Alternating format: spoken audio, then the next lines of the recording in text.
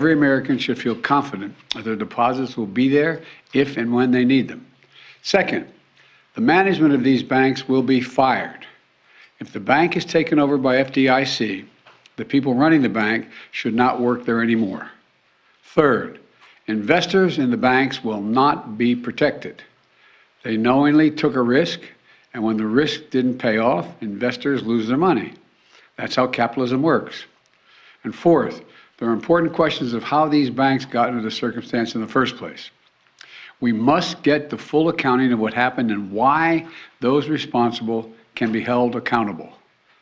In my administration, no one is above the law. And finally, we must reduce the risk of this happening again. During the Obama-Biden administration, we put in place tough requirements on banks like Silicon Valley Bank and Signature Bank, including the Dodd-Frank law to make sure that the crisis we saw in 2008 would not happen again. Unfortunately, the last administration rolled back some of these requirements.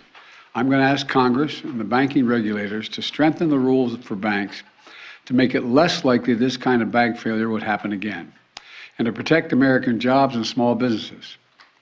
Look, the bottom line is this. Americans can rest assured that our banking system is safe. Your deposits are safe. Let me also assure you we will not stop at this. We'll do whatever is needed. On top of all this, let's also take a look at a moment to put the situation in a broader context. We've made strong economic progress in the past 2 years. We've created more than 12 million new jobs, more jobs in 2 years than any president has ever created in a single 4-year term. Unemployment is below 4% for 14 straight months. Take-home pay for workers is going up, especially for lower and middle-income workers. And we've seen record numbers of people apply to start new businesses, more than 10 million of them, more than 10 million applications over the last 2 years starting businesses. Now we need to keep this progress going.